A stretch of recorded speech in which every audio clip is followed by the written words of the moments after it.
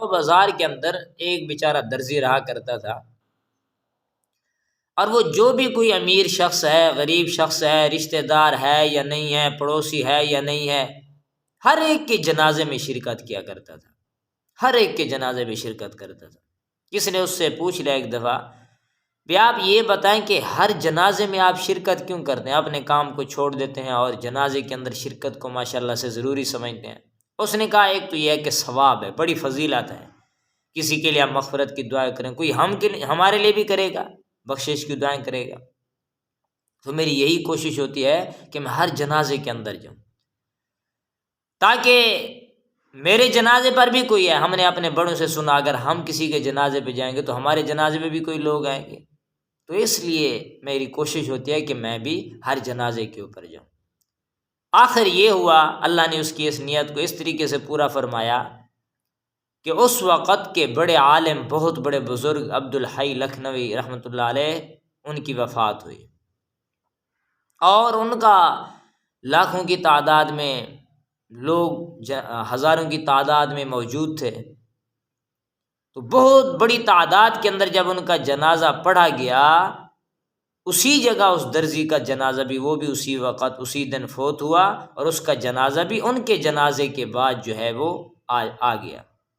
اور اتنا بڑا جنازہ تھا عبدالحی لکھنوی رحمۃ اللہ علیہ کا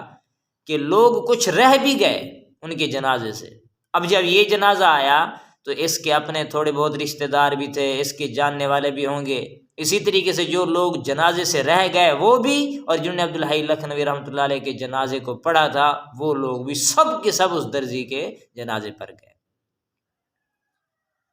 تو اصل یہ ہوتی ہے کہ مغفرت کی دعا، بخشش کی دعا۔ ایک روایت میں آتا ہے کہ 40 لوگ اس کی بخشش کی دعائیں کر لیں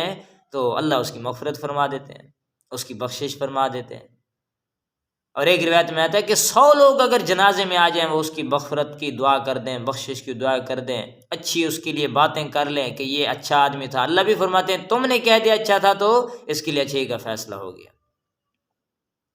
اور ایک روایت میں آتا ہے کہ 3 صفحے ہو جائیں تو اس کے لیے جو ہے اس کے بعد اس کی مغفرت کر دی جاتی ہے، بخشش کر دی جاتی ہے۔ تو شروع میں 3 صفحے ہیں ترتیب کے ساتھ، جنازے میں بھی ویسے، اس کے بعد جو ہے جتنی بن جائیں، ضروری نہیں کہ ہم دیکھتے پھریں کہ 9 بن جائیں، 11 بن جائیں، طاق عدد میں، شروع میں طاق عدد 3 تک، اس کے بعد جتنی ہو جائے، علماء نے مسئلہ لکھا ہے پھر درست ہے۔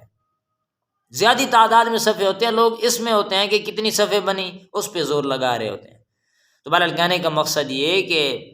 3 صفحے ہو جائیں، 40 لوگ ہو جائیں، یہ چلو 100 کی جو روایت ہے ہم اسے بھی لے لیں، تو اگر 100 لوگ بھی مغفرت کی دعا کے لیے آ جائیں، بخشش کی دعا کے لیے آ جائیں تو کافی ہمارے لیے۔ اور اس کے جنازے کے تو ہزاروں لاکھوں لوگوں نے پڑھا تھا۔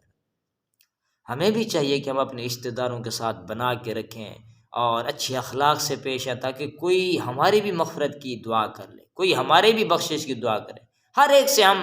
کاٹتے جا رہے ہیں، ہم ایک سے ہم کٹتے جا رہے ہیں، اسی طریقے سے ہم جو ہے وہ ان سے دور ہوتے چلے جا رہے ہیں، تو ہمیں کون اچھے لفظوں میں پھر یاد کرے گا؟ اچھے اخلاق ہوں، اچھے رویے ہوں، تلخ رویوں سے بچیں، تو یہ چیزیں کام آتی ہیں۔ اللہ سبحانہ ہمیں بھی عمل کی توفیق نصیب فرمائے۔ وآخر دعوانا الحمدللہ۔